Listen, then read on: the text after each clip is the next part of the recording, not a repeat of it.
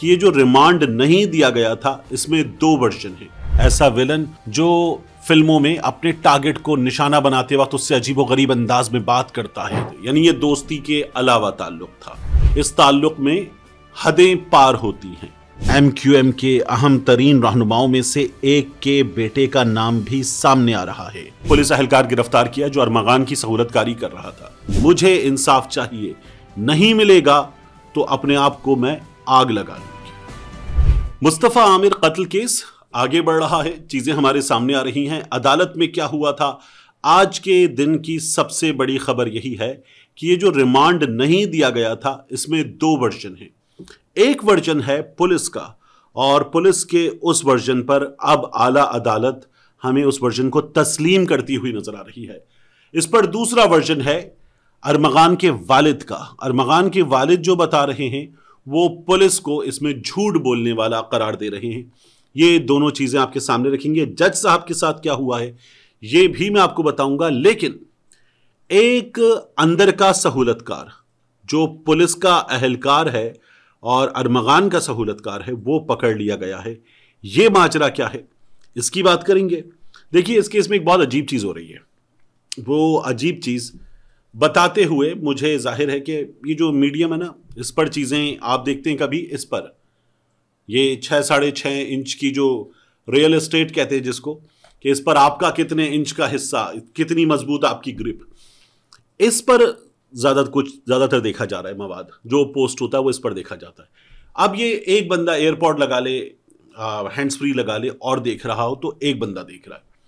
लेकिन अगर ये लैपटॉप पे देखी जा रही है, अगर ये लाउंज में स्मार्ट टीवी पर देखी जा रही है, तो फिर ये वो चीजें जो सब तक पहुंच रही है। तो इसलिए फिर आपको कहना पड़ता है कि बाज़ चीज़ें ऐसी हैं कि उन्हें स्मार्ट टीवी पे ना देखें, मोबाइल पे देख लें। स्मार्ट टीवी पे देख लें, बंद कर दें, बच्चे ना देखें, इस बात को मेक श्योर करें उस जगह बच्चे ना हो। ये पता चल रहा है कि मुस्तफ़ा आमिर का, अरमगान का, शिराज का, कुछ और दोस्तों का, कुछ लड़कियों का, इन सब का आपस में एक ऐसा ताल्लुक था जिसे हम किसी भी तौर एक अच्छा ताल्लुक नहीं कह सकते, यानी ये दोस्ती के अलावा ताल्लुक था। इतना काफ़ी है। इस ताल्लुक में हदें पार होती हैं, और ये हदें पार होती हुई कहा नहीं जा रहा, इंटेरोगेशन रिपोर्ट में अपने मुंह से बताया नहीं जा रहा। अगर आप देखिए, एक बड़े जबरदस्त सहाफ़ी है, बहुत स्टार रिपोर्टर कराची के, क्राइम की फील्ड के, बाबर सलीम साहब। बाबर सलीम ऑफिशियल पे, उनके यूट्यूब चैनल पे जाके आप देखें तो बाबर उसको स्पेल करते हैं थोड़ा सा मुख्तलिफ, BABUR, बाबर सलीम ऑफिशियल। बाबर के चैनल पे जाके देखें तो आपको नजर आएगा कि बाबर ने कुछ ऐसी वीडियोस जो इन लोगों की निजी महाफिल की वीडियोस हैं, ऐसी वीडियो जिसमें अरमगान भी है, ऐसी वीडियो जिसमें मुस्तफ़ा भी है, लड़कियां भी हैं, एक आध बोसो किनार का मंजर भी है, और उसके अलावा ऐसी वीडियोस जो दिखाई नहीं जा सकती वो भी हैं, जिसमें ये दोस्त, एक से ज्यादा दोस्त, 3 से 4 लोग, 3 लोग ऐसी वीडियोस में हैं कि जिन्हें दिखाया नहीं जा सकता, जिन्हें लोग आमतौर पर अकेले में देख लेते हैं। ऐसी वीडियोस भी हैं इनकी। This much is enough. तो मरहूम है, एक बच्चा मरहूम है, तो इसलिए मैं उसके लवाहिकीन है, उसकी डिटेल में इसलिए नहीं जा रहा। अब हुआ क्या है, देखिए, उन तमाम चीज़ों के बावजूद भी कि आपस में उनका क्या ताल्लुक था, वो किसी कारोबार में साथ थे, किसी गलत कारोबार में साथ थे, तो क्या कोई जस्टिफिकेशन मिल जाती है किसी को मार देने की, इतनी बेदर्दी से मार देने की? उसकी तो कोई जस्टिफिकेशन नहीं हो सकती। इसलिए मैं कह रहा हूं कि उसके लवाहिकीन को, उसकी वालदा को, वालिद को, उन लोगों को कोई तकलीफ पहुंचे, ये नहीं करना चाहिए। सॉरी। अब आगे बढ़ते हैं। देखिए हुआ क्या है। जो अरमगान का सहूलतकार, अंदर का अहलकार, पुलिस का अहलकार, उसके बारे में क्या पता चल रहा है। मुक़द्दस हैदर, इनका कहना यह है कि हमने एक पुलिस अहलकार गिरफ्तार किया जो अरमगान की सहूलतकारी कर रहा था। उसका कितना ताल्लुक है कत्ल से, अभी इसकी तफ्तीश कर रहे हैं। यानी वो अरमगान को चीजें बता रहा था। अरमगान ने यह भी किया ना कि जब ये वारदात अंजाम दे दी तो उसके बाद इस्लामाबाद से स्कर्दू, वहां बैठकर चीजें देख रहा था, लोगों से मालूमात हासिल कर रहा था। तो लोग, उसके अपने फील्ड में मौजूद लोग, सड़क पर मौजूद लोग, आसपास मौजूद लोग भी हो सकते हैं, उसके अलावा अंदर का कोई अहलकार भी हो सकता है। तो अभी वो तफ्तीश कर रहे हैं कि इसका ताल्लुक किस हद तक कितना है। तो ये जो अहलकार है ये गिरफ्तार कर लिया गया, अरमगान से ये राब्ते में था और इसको हिरासत में ले लिया गया, पुलिस की तहवील में इससे तफ्तीश हो रही है। और ये भी पता चल रहा है कि पुलिस कहती है हमारे पास ऐनी शाहिद हैं, मजबूत शवाहिद हैं, एक बहुत अच्छा केस प्रोसिक्यूशन के हवाले किया जाएगा, जो सरकारी वकला सरकार को देंगे कि माजरा क्या है, जो तफ्तीशी देंगे एक बहुत अच्छा केस दिया जाएगा। टीसीएस बड़ी कुरियर सर्विस है, एलसीएस लेपर्ड कुरियर सर्विस है, गालिबन बड़ी कुरियर सर्विस है, इनका क्या किरदार है इस मुनशियात की सप्लाई में, तो इसकी तफ्तीश भी शुरू हो गई है और कस्टम के हुक्काम और दीगर हुक्काम इनसे भी इस सिलसिले में तफ्तीश की जा रही है। ड्रग डीलर्स और सप्लायर्स ये हदफ है। मैंने आपको पहले भी बताया कि काम तो हो रहा था वीड के इस धंधे पे, सिरा किसी और चीज का मिला है, तो ये नेटवर्क तोड़ने की कोशिश जारी है। इस केस में हुआ क्या था, एक नौजवान पुलिस ने अदालत में पेश किया कि इसने पुलिस वालों पे गोलियां चलाई, इसने पुलिस की जान लेने की कोशिश की है, बाकायदा अंदर असलहे का एक बहुत बड़ा कैशे मौजूद था, ये मुकाबला कर रहा था। जज साहब ने रिमांड नहीं दिया। जज साहब ने पुलिस वालों को कहा तुम लोग ऐसे ही लोगों के घरों में घुस जाते हो, तुम लोग ऐसे ही करते हो, कैसे जिनको गोलियां लगी उनको ये नहीं हुआ, वो नहीं हुआ, क्यों नहीं हुआ, बाकियों को गोलियां क्यों नहीं लगी, तुम शरीफों के घरों में घुस जाते हो, ये सब किया गया था। अब जज साहब ने दूसरी बार में भी रिमांड नहीं दिया था। अब क्या हुआ, सिंध हाई कोर्ट ने मुस्तफ़ा आमिर कत्ल केस के जो मुलजिम अरमगान साहब हैं उनका रिमांड ना देने पर इंसदाद दहशतगर्दी अदालत के मुंतजिम जज इनसे इंतजामी इख्तियार वापस लेने के लिए बाकायदा तौर पर अपने फैसले में सिफारिश लिख दी है। इन्होंने रिकमेंड कर दिया है कि इख्तियारात वापस ले ली जाएं। सिंध हाई कोर्ट के जज हैं जस्टिस जफर राजपूत, उनकी सरबराही में 2 रुकनी बेंच उसने फैसला जारी कर दिया है। यहां यह बात याद रखिएगा कि जिस शख्स का जज ने 2 बार रिमांड देने से इनकार किया, उसने एतराफे जुर्म करते हुए बताया कि बिल्कुल किसी फिल्मी विलन की तरह, ऐसा विलन जो फिल्मों में अपने टारगेट को निशाना बनाते वक्त उससे अजीबोगरीब अंदाज में बात करता है, उसे तड़पाता है और यह बताता है कि वो उसे कैसे मारने जा रहा है, उससे खुद बात करते हुए ये सब कुछ करता है।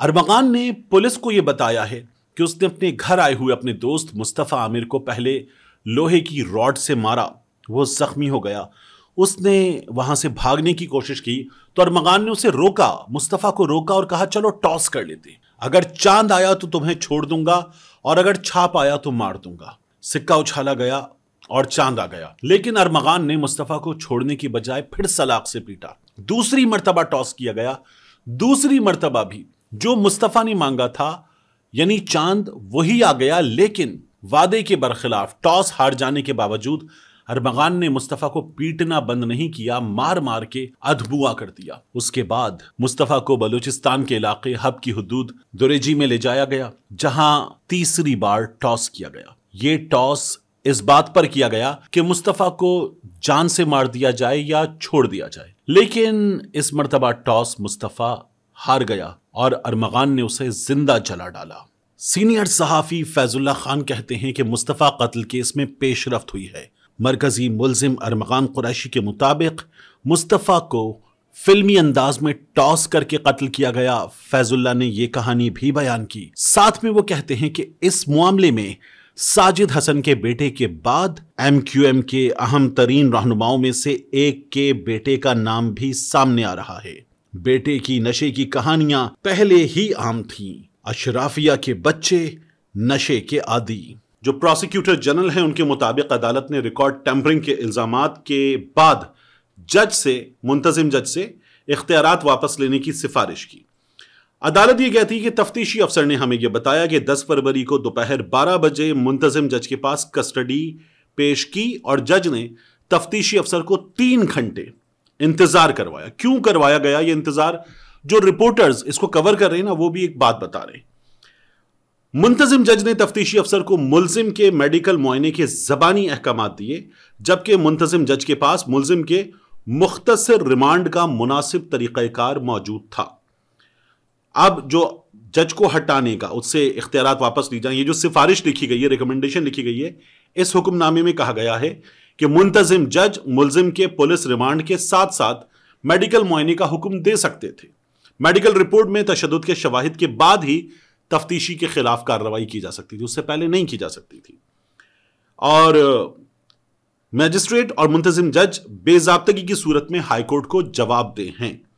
हुक्मनामा यह बताता है कि मुंतजिम जज के अहकामात हाथ से नहीं लिखे गए बल्कि टाइप शुदा थे। मुंतजिम जज ने मुलजिम के जिस्मानी रिमांड का हुक्म दिया, लेकिन बाद में वाइटो लगाकर रिमांड को जुडिशल कस्टडी कर दिया गया। जज साहब ने पहले दिया कि ठीक है पुलिस को रिमांड दे देते हैं, बाद में जुडिशल कस्टडी कर दिया। कायम मकाम प्रोसिक्यूटर जनरल ने बताया कि रिमांड के वक्त मुलजिम का बाप यानी अरमगान के वालिद कामरान असगर कुरैशी मुंतजिम जज के चैम्बर में रहे। यह पेशी के वक्त हुआ था जब पुलिस गिरफ्तार करके ले गई, हमें रिमांड दे दो। फिर बाद में हमने वो वीडियो देखी थी जिसमें वो पुलिस वाले से कह रहे थे मार थप्पड़, और वो उससे पूरी बहस कर रहे थे और मुझे अंदर जाना है, मेरा बेटा अंदर है। वो बात का मामला था। हुक्मनामे में कहा गया है कि किसी भी फरीक ने ज्वाइंट इंटेरोगेशन टीम बनाने की दरखास्त नहीं की थी। किसी ने नहीं कहा कि JIT बनानी है, और मुंतजिम जज के पास ऐसे अहकामात जारी करने का इख्तियार भी नहीं। लेकिन मुंतजिम जज साहब ने कहा कि इसकी JIT बना दो। यह हुआ, उनका यह फैसला गैर कानूनी है। पुलिस रिमांड की जगह जुडिशल रिमांड देना गैर कानूनी है। JIT बनाने का मुंतजिम जज का फैसला दायरा इख्तियार से तजावुज है। केस को इस सामने रखा जाए तो मुनासिब है कि जज के इख्तियारात किसी और अदालत को दे दिए जाएं, यह कहा गया है। अब मैंने आपसे कहा दूसरा मौक़िफ़, ये तो पुलिस वाला मौक़िफ़ है जिसे अदालत ने तस्लीम किया। दूसरा मौक़िफ़ है कामरान असगर कुरैशी साहब का। कामरान असगर कुरैशी साहब कहते हैं कि वाइटो तो कहीं और लगाया गया। कामरान कुरैशी साहब ये कहते हैं कि उनके पास तो वो पेपर है। वो ये कहते हैं कि वो पेपर उनको कैसे मिला, तो दो बीप्स आएंगी। ये कामरान साहब ने भेजी है चीज़ और बताई है। वो दो बीप्स जो हैं वो पेपर कैसे मिला उसमें इसलिए लगेंगी कि वो सुनाया नहीं जा सकता। वो क्या बता रहे हैं, सुनिए। और ये वही डॉक्यूमेंट है जो हाई कोर्ट में पेश हुआ था, जिसपे इन्होंने ब्लैंको लगा लिया। हाई कोर्ट वालों ने सारी प्रोसिक्यूशन ने ब्लैंको लगा के उसका जेल कस्टडी को बना दिया कि नहीं जी वो तो अपना प्रोसिक्यूशन की कस्टडी में देना था। यानी कि पूरे डॉक्यूमेंट्स, तो मैं पता है ये डॉक्यूमेंट्स मुझे कैसे मिले थे। उसके पेशकार ने अपनी साथ छुपका के बाहर निकला वो कमरे में, और उसने मेरे जगह पे डाल दिया था टी शर्ट उठा के कि ये तुम ले जाओ, ये तुम्हें वो डॉक्यूमेंट्स भी नहीं मिलेंगे। इतना बड़ा घन चक्री चल रही है, मगरमच्छ का हाथ है सब पर। अब इस पर जो जस्टिस जफर साहब हैं उन्होंने रिमार्क्स दिए कि पुलिस कस्टडी रिमांड पर वाइटो लगाकर उसे जेल कस्टडी किया गया है। पुलिस का वर्ड अभी तक लिखा हुआ है। अदालत ने मुलजिम को दोबारा ITC में पेश करने का हुक्म दिया। फिर मिला था अरमगान का रिमांड, फिर रिमांड में तौसी हुई थी। सब कुछ उसके बाद हमारे सामने आया है। अब इस केस में अदाकार साजिद हसन का बेटा, दीगर कुछ लोग गिरफ्तार हैं। इस केस में शिराज गिरफ्तार है, अरमगान गिरफ्तार है। नई कहानियां पता चल रही हैं। मैं आपसे बार बार कहता हूं, ये जो कहानियां हैं ये हैं पुलिस कस्टडी में लिए गए बयानात, उनकी इंटेरोगेशन रिपोर्ट पेपर पे सामने आना। ये अदालत में जाएंगे और ये वहां पर जब दोबारा सामने आएंगे तो फिर कुछ और कहानी होगी। अदालत में चार्ज फ्रेम होगा, चार्ज फ्रेम होने के बाद केस चलेगा। केस चलने के बाद ये तस्लीम नहीं करेंगे, इनके खिलाफ शवाहिद पेश किए जाएंगे। वो शवाहिद जाहिर है कि उसमें टेक्नोलॉजी का भी इस्तेमाल होगा, मौके से मिलने वाली शहादतें भी होंगी। फिर उसके बाद ये जो सहूलतकार गिरफ्तार हुआ इसके बयानात होंगे, सब कुछ होगा। शिराज अरमगान के खिलाफ क्या बताता है, क्या होता है, केस लंबा चलेगा, फिर हमारे सामने हकीकत आ सकेगी। इंसाफ होता हुआ नजर आए, इंसाफ हो, यह बहुत जरूरी होता है। इसीलिए आप देखिए कि इस सिचुएशन में मुस्तफा आमिर की वालदा क्या कहती हैं। वो कहती हैं कि मुझे इंसाफ चाहिए, नहीं मिलेगा तो अपने आप को मैं आग लगा लूंगी। कब तक नहीं मिलेगा, ये एक लेवल है, इसके आगे भी बहुत सारे लेवल हैं। मैं खुद अपने आप को यहाँ आग लगा लूंगी इनके सामने, खुद अपने आप को यहाँ आग लगा लूंगी इनके सामने।